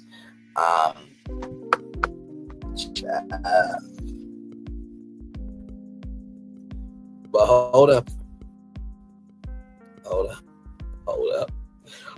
though. Wait till y'all hear this. This, I gotta give a shout out to Millie Chum, because that's exactly who I heard it from. First, I was just scrolling from my phone, getting the destinations together for the show. But wait till y'all see this. Yeah, you see what that says, right? Now we're going to hear it. This is from Way Up with Angela E on iHeartRadio. Here we go. Exclusive tea. So Drew Sidora was on Lip Service. That episode is out today at 2 p.m. So you can watch that full episode. And she talked about, if you watch Real Housewives of Atlanta, you know she's separated from her husband Ralph, but he has been known to cheat. He denies that. But she found out that while he's been living in the basement because he won't leave the house, he had a woman down there. And here's what she said. Always been women in the basement. I have the manifesto. We live in a gated community, so all I have to do is call the gate and I get the names. I've never talked about this publicly, but I went to my daughter's school lunch with the parents, and it was this girl like me mugging me. Her daughter was in my daughter's class. A parent. I was like, "What's your name?" And so she said her name. I was like, "Oh, hi, nice to meet you. Hi, you've been in my house." She was like, in the basement working out with Ralph. Wow, that's awful. But I'm saying they broke up, so he could do what he want to do, right? But in the same house. Here's some exclusive tea. So Drew Sidora down there. Oh wow! But listen, that's his portion of the house. Yeah, but I think also like leave the house to do things if you because of the kids. That's Now she also talked about the fact that she has been going on some dates here and there because they are separated. Here's what she said. And I've gone on a couple of dates. Well, since I've been so busy, I've been on like promo tours. People have like flown in and come like, oh, I'm going to come support you, see you perform, or come to your album release party, whatever it may be. And if I hang out, we're like in a group setting. Have you gone as far as like kissing somebody else, or has it flirting? Definitely just flirting? Flirting for sure. What does that mean, flirting? You know, little like like this is 25, 2025. What does flirting mean? I mean, she's been married for, how long has she been married? Like 10 years? You know, so that's a long, she's got to get back out there in the dating game. You might as well jump full-fledged. Well, I'm sure there's things that she wants to handle first down there. Oh, wow. But let's. So this dude is so displacing. Like, well, why does this dude exist? I don't understand why. Like, he said, well, that's his portion of the house. Like, dude, they got kids. Like, I guess he's the dumb fuck, so that way Angela Yee can showcase, you know, the humanity of what needs to be said. Anyway, okay. Speaking of dumb fucks, milagro scams. From me and take out that guy here. Maybe these Stallion. Granted, gag or against milagro scam. Shout out to Gotcha's TV for that nickname there. Megan Thee Stallion just secured a major legal win. The Savage rapper was granted a gag order against milagro scams. I'll refer to her name correctly since this is in the article. Milagro grams in her ongoing defamation lawsuit. According to court documents, U.S. Magistrate Judge Lisette Embry issued the order after Megan accused Milagro of launching a campaign for harassment against her. The blogger is now banned from speaking publicly about Megan in connection with the Tory Lanez case. Milagro, who is representing herself in court, so there was a thing with Unite the People. She got dropped by them because she didn't pay. I think it was supposed to be $16,000, but she only paid $11,000. Then allegedly she's got some new lawyers, basically unstable as fuck, but yet wanted to put her mouth on everybody else. Child has reportedly agreed to stop posting about the high-profile drama online after Megan seemed to argue that Milagro's social media commentary could incite violence. So here we go. Here. This shit and just make good on y'all word. Cause I do not think it's fucking fair that once again, I gotta be on the tail end and the receiving end of the bullshit when they want to turn around and pop somebody ass for it. Oh, go blame Milagro when everybody start having dialogue. Niggas that started a whole campaign. Fucking Drake then reposted this shit. The biggest artist in the world. It's almost 300. That would be Kendrick Lamar being the biggest artist in the world. Beyonce is bigger than Drake, but move on. 100,000 signatures on the petition that is the #1 petition in the world right now. And the fucking response is, it's Milagro's fault? Like, hello? Bitch. Like, that's problematic. Right. On one end, you ain't credible. Then on the other end, bitch, you got influence. And at the end of the day, I ain't said shit. I did not come forward and say that there are x-rays that show that there are no bullet fragments. That's what Representative Luna said. I did not come forward and tell you that Amber Rose brought me some evidence and I've seen footage of what through. I didn't tell you that. I didn't tell you that I was working on an op-ed piece with the New York Post, sitting around Daystar's innocence. I did not sign an affidavit as Jaquan Smith and say this is what I saw. So I'm just confused as to why the fuck my name is on a goddamn list with Daystar and fucking Bradley James. The fuck? So, child, that's what just happened while I was taking a fucking nap. Regular ass motherfucking power. I don't give a fuck about that. Oh, dumbass shit. What the fuck? A bitch can't even sleep in peace. That's crazy. That's so crazy. They said about protect black women. That's really crazy. Child. They said somebody help me understand who you mad at. Let me block you. And that's gonna give you all the understanding you need. Understand to get the fuck up out my face. How about that? So, bitch, hello? I'm just really lost. Can somebody send me the low? They said go file a restraining order, bitch. Like, what the fuck is this? Coming over here with your confused ass asking all them stupid ass questions. Shut your ass up, nigga. Wanna hear none of that shit. Oh my God. Talking about who she mad at. Nigga, you. The fuck? My motherfucking face, nigga. By the way, that person was not in her face because she's online. So face is messing with me. Face. You know, fuck's crazy. Your face, right? Oh my God. That's hilarious.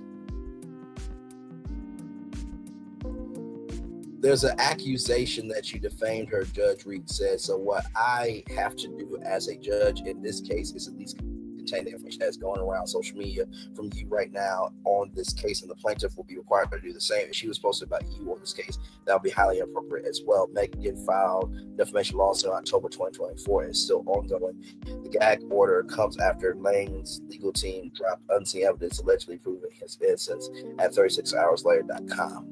Here's the thing. It was proven in a trial that, you know, by the shout out to this thickness right here. I am here for all that. Like I said, it's been proven in court that Daystar was guilty. Move the fuck on.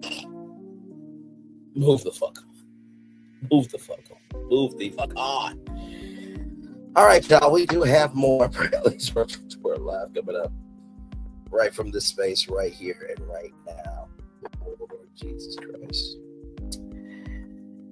Wendy Williams, y'all, exclusive from the Jasmine brand. Wendy Williams, ex-Kelvin Hunter, planning tell-all interview with Gayle King. While the exact details of the conversation have not been disclosed, Kevin may have plenty to address, including Wendy's ongoing conservatorship vows, and his legal woes. Kelvin is currently involved in a lawsuit against the Wendy Williams show's former production company, Deborah Mercury, claiming he was wrongfully terminated after his 2019 split from Williams. The divorce followed a highly publicized cheating scandal during which Kevin fathered a child with another woman, Sharina Hudson, and Journey.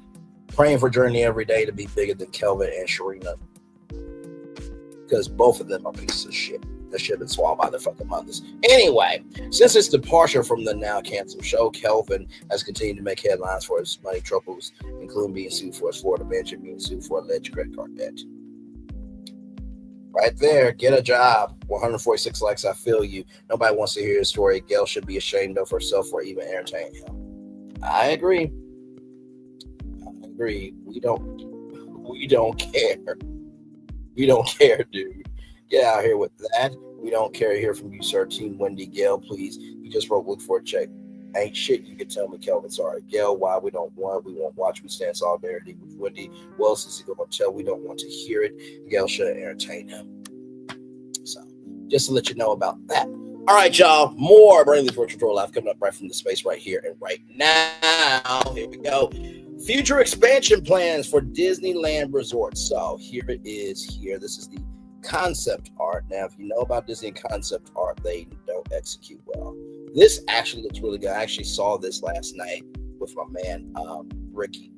So he's got a channel called Hey, It's Ricky, and he covers Disney content. They're like mini documentaries, really, really superb content creator. Y'all like how I'm subscribed to that book over there. Today, we're excited to share a sneak peek behind the curtain at some of our long-term plans to expand and grow here at Disneyland Resort. All new parking structure and transportation hub coming to resort area. Plans are underway for a new parking structure and transportation hub that will be built on the east side of Disneyland Resort on a portion of what is currently the Manchester cast member parking lot. The new area will approximately provide 6,000 parking spaces, shuttle and ride share areas, security screen, and dedicated access for traffic off of Disney Way, improving parking and traffic flow throughout the resort area. As you can see, the concept art rendering above, this New park and transportation hub will also feature a pedestrian bridge over Harbor Boulevard, leading to all new Esplanade arrival. Experience. This pedestrian bridge will also provide convenient public access to and from Harbor Boulevard.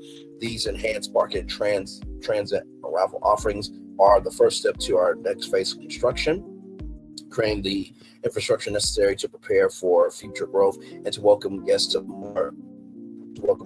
as new experiences are added. Include 2 all-new attractions that will double the size of Avengers Campus. They can't use Marvel because Universal has the theme park rights to Marvel in perpetuity forever, as long as they follow the guidelines that Marvel has given them.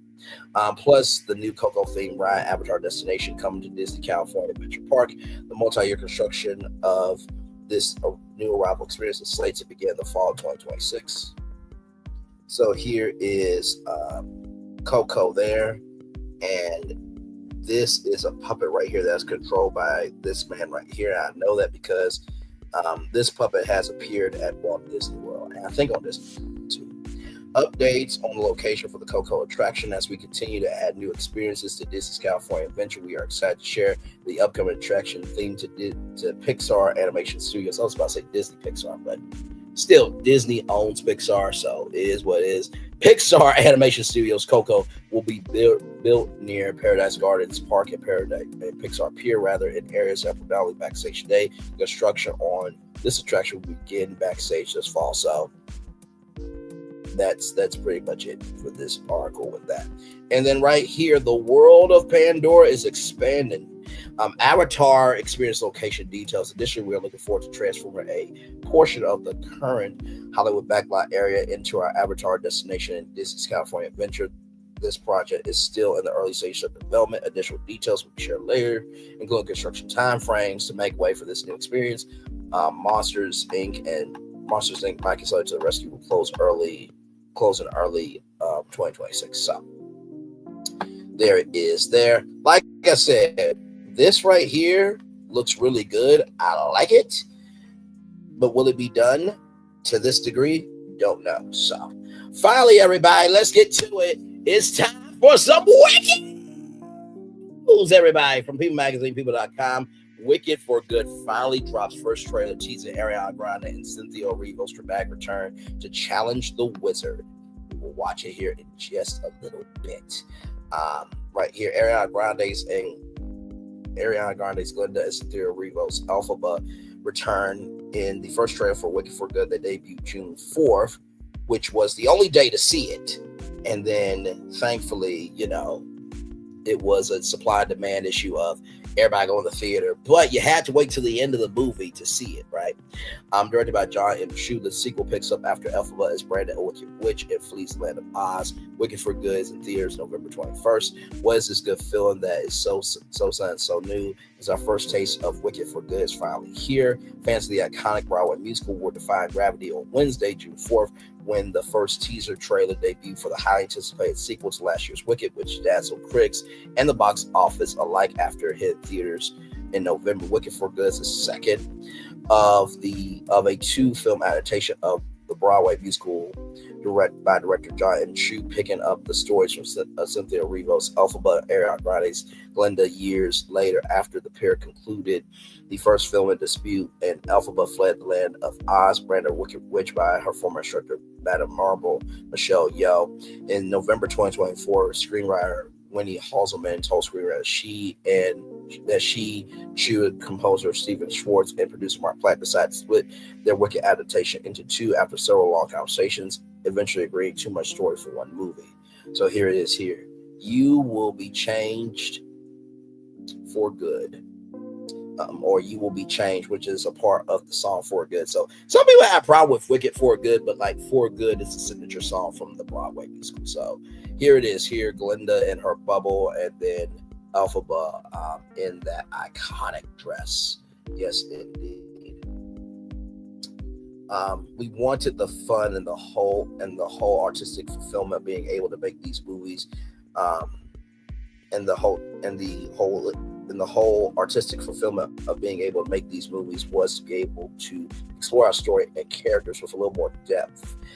Added Halseman, nobody wanted to cut any songs. In fact, we wanted to add we wanted to add songs. Even though the story was split into 2 movies, they were filmed together, concluding in January 2024, in which Arrigo celebrated Instagram post of a silhouette on her broomstick. That's a wrap for me, Elfie out. She wrote in the caption. The first film opened to rave reviews and lucrative opening weekend last year, raking in $114 million across North American theaters from its first few days of screenings, and besting rival Gladiator 2's $55 million opening as film shared a release date.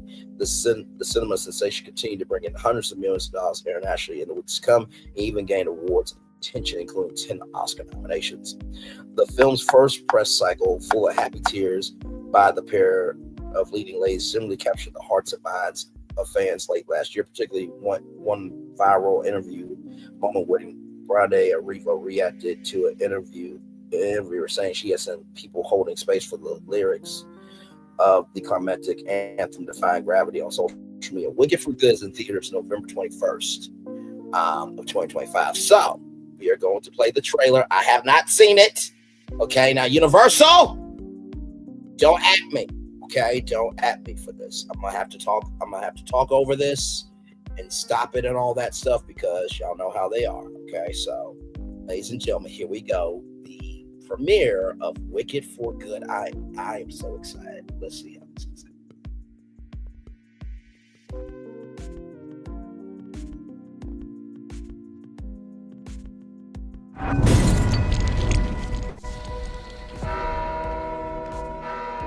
Linda's play.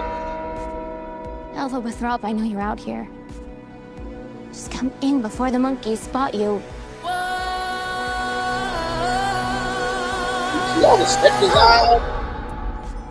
There's no going back. This is between us, the wizard, and I.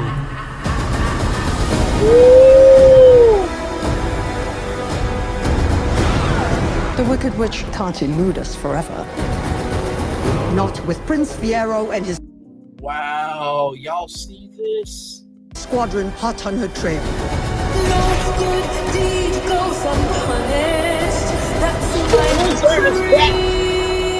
The wonderful Wizard of Oz. No one believed in you more than I did.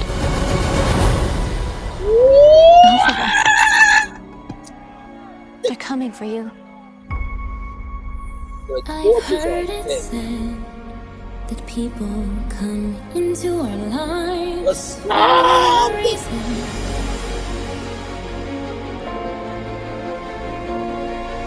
I know I'm who I am today because I knew you. Oh my God! Think of what we could do together. Like a comet pulled from orbit as it passes the sun. Like a seed dropped by a skybird in a distant world. Who can say if I haven't changed for the better? Bring me the broom of the Wicked Witch of the West. For a while there, I thought you changed. I have changed. It's time for both of us To fly! Because I knew you. You're the only friend I ever had. Because I knew you. And I've had so many friends. I have been changed for good. But only one that mattered.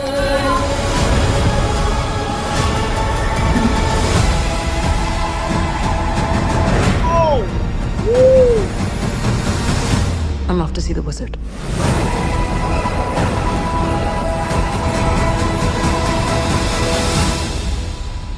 My throat, my soul, and my existence is gagged to the heavens. Well fucking done, Universal! Universal's got that. And Disney, what do you have? I just asked the question. Child, that, first of all, I mean, the set design is bigger than before, of course, because this is the second part of the film.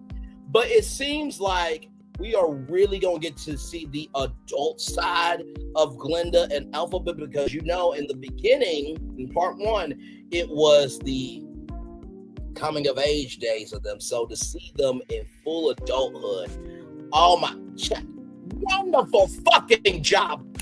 Congratulations, child. That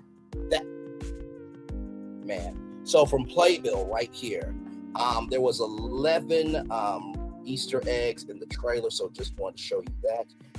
In the opening of the trailer, we hear Cynthia Erivo as Elphaba vocalizing a tune that sounds quite new. Is one of 2 songs that was written for Wicked for Good.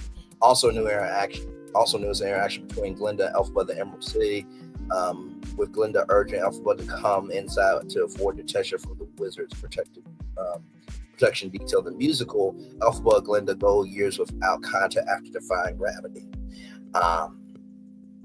Also, the quick shot in 19 seconds at 90 seconds shows that Glinda parks her deactivated bubble outside. So around 23 seconds of the first notes of No Good Deed, we see that this hideaway is constructed. It looks amazing. I mean, this set design real, right?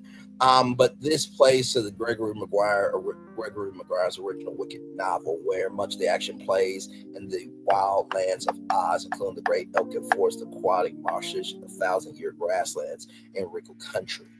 Elphaba's treehouse seems quite cozy and potentially romantic setting for as long as you're mine. And then right here, as you can see, the posters, right? Including marked up maps, propaganda posters, and a few articles detailing the version of Elphaba that's being sold to the people of Oz, right? So that you have that there. Wicked has always been supremely political, but appears under director John M. Chu that they turned the value more. There will be multiple references right here from the Wizard of Oz.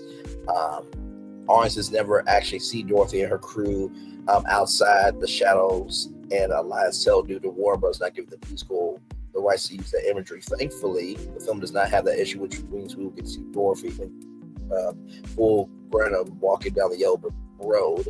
And then Michelle Yeoh is creating a septatone tornado.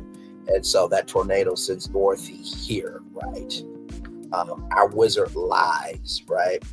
So observing Firo's journey through what looks to be a very similar part of the woods where Dorothy and her friends fought off the dreaded jitterbug and cut sequence of the original film. Additionally, Elphaba writes Our Wizard Lies, similar to the Surrender Dorothy message in the 1939 film. And then whereas Nessa Rose, she is absent from this trailer, but which means her outfit as the Wicked Witch of the East might mean something special. Now, this is in the Wizard's workshop, right? So the official press note says that part 2, Glinda tries to broker reconciliation between Elphaba and the Wizard, but those efforts fail and driving Elphaba and Glinda only further apart. Callbacks are abound to this trailer. I'm saying to Elphaba, think about what we could do. Oh my God. And then there's Song Wonderful, which is usually a duet between Elphaba and the Wizard, will now be a trio. And then right here, Glinda and Figaro's wedding. We previously theorized from that the wedding was a dream sequence, but perhaps things are actually what they seem.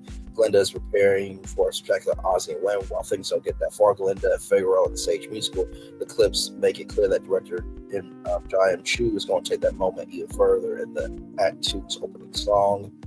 And then right here, we get a good glimpse of the designs for Caroline, Tin Man, Scarecrow. No, they did not put a human actor in line costume there. So, and then Sage musical, Figaro runs in and tries to rescue Alpha being captured by Glinda's guard. So he threatens to shoot Glinda. Too well for massive audience in 2025.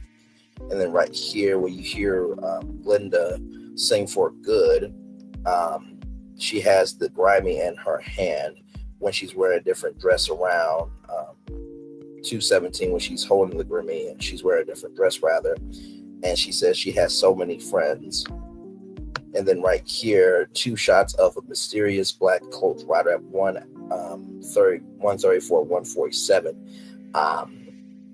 And whoever it is very important because previously theorized that that maybe Elphaba's right off after she's been melted. Our theory still holds. We look forward to seeing, excuse me, if we were right about any of that and any of these predictions come November 21st. And then, of course, Miss Mojo has a video right here. So I'm not able to play the whole video, but I just wanted you to see that even other YouTube channels are coming up with breakdowns for the trailer, and the shout out to Tyler Warwick right there, 3K views. It's already breaking that down there. How cool is that there?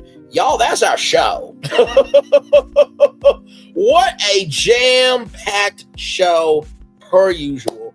I always love being able to bring you a little bit of everything. And of course, you know, we will have Diddy coverage tonight as well.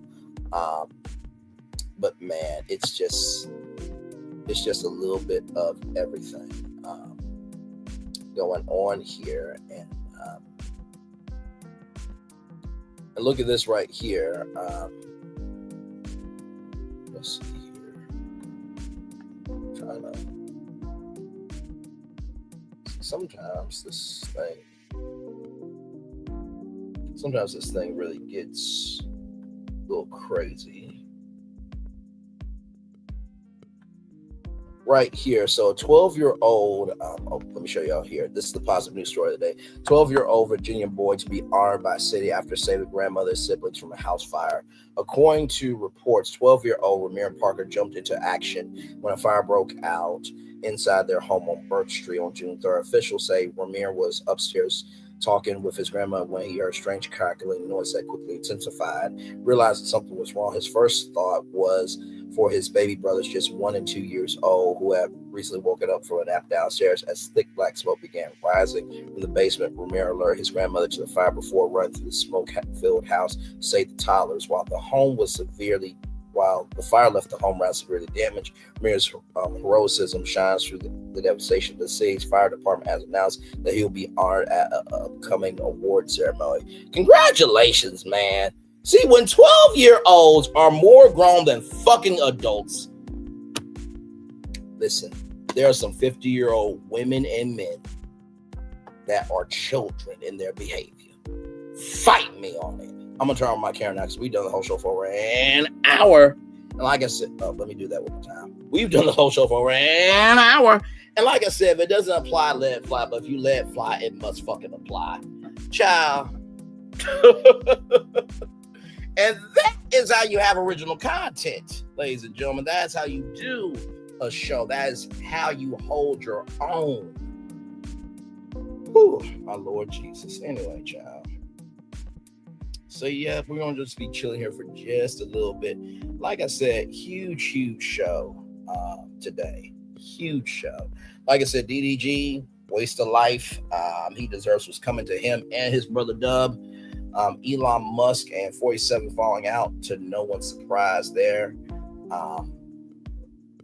But this is the dumb fuck that everybody else in America voted for. So there is that. Brit Eady saying that photo was not her. How does she know that? Because the people are going to want to know. Because everybody who went up for Brit, including myself, you know, we looking the way we're looking. But in the same token, though, Kenya also did what she did. She even said in her Twitter post that she apologized to Brit, the staff, the crew, and everybody. So, you know, Kenya still did wrong as well. Doesn't negate what happened, but still it is what it is. Megan Thee Stallion getting that legal win against Milagro Scams. Congratulations to you, sister. And take her for everything that she's got. Okay. Please and thank you. Wendy Williams and Kelvin Hunter, we could care less about them. Disneyland, the interest looks amazing at Disneyland Resort, but have you seen Epic Universe though? Step your game up.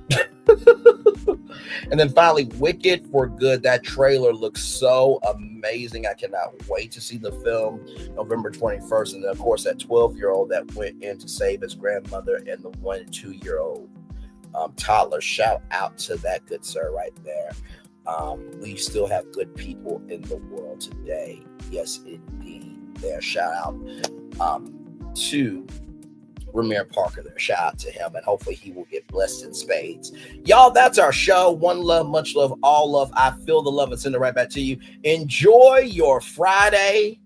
Of course, I'll see you back here tonight for some Diddy coverage. And yeah, one love, much love, all love. I feel love and send it right back to you. Bye, everybody.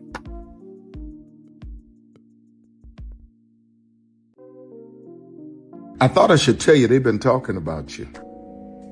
Yeah, they've been talking about you. They've been talking about the fact that they've done everything they could to stop you and everything they could to block you, but you still win. They've been talking about the fact that they have undermined your success and they have tried to sabotage your seasons, but you keep winning. They've been talking about the fact that even though they don't like each other, they get together to try to kill you, but you keep winning.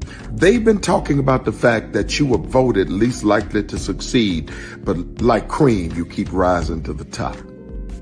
They've been talking about how they tried to burn your world down, but like the phoenix, you rose from the ashes. They've been talking about you. And you know what they say? Oh, she's just lucky. He's just lucky. But no, you ain't lucky. You're anointed. You got something on you. You got favor on you. You got power on you. You were born to win. Now they can call it luck, but it's grace. They can call it luck, but it's favor. But whatever they call it, it doesn't matter, because you know what God calls you? Do you know what God calls you? A winner. Good evening. My name is Mark Woodbury. I'm the chairman and CEO of Universal Destinations and Experiences. Well, we're finally here. Tomorrow we begin a new chapter at Universal Orlando Resort as we open Epic Universe. We built this place for you. I want to thank you, our fans, for your love of our stories, characters, and immersive experiences that inspired this incredible place. Epic Universe represents over 8 years of meticulous planning, immense creativity, and innovation, combined with unmatched craftsmanship and operational excellence on the part of thousands of people who have brought to life the stories and characters that live beyond each of Epic's portals. But it represents so much more. Your love of Universal and the deep connections we've shared together here in Orlando over the past 30 years inspired us to dream bigger and to push the boundaries to create something extraordinary for you and for generations of fans and families to come. And tomorrow, as we open Epic Universe, I can't wait for you to experience this place for yourself. Now it's your turn to step inside, to lose yourself, and to share this place with the ones you love most. As we open this park, we hope your world becomes a little more epic. Tomorrow, Epic Universe becomes yours.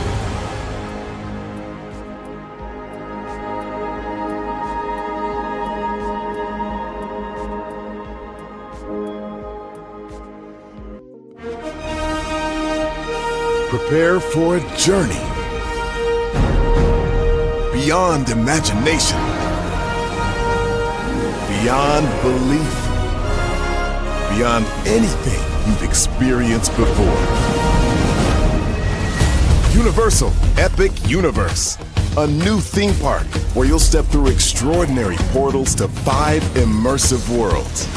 Prepare for a cosmic voyage of discovery, an isle of fire-breathing excitement, a shadowy world of monsters and mystery, new wonders in the wizarding world, and a new way to play. Plus the splendor of a magnificent resort hotel overlooking the park. It's all new excitement at Universal Orlando Resort. A week's worth of vacation thrills with 4 amazing theme parks, a variety of spectacular themed hotels, and incredible dining and entertainment. It's all at Universal Orlando Resort, where you'll find new adventures every day. Explore the astonishing worlds of Universal Epic Universe at Universal Orlando Resort.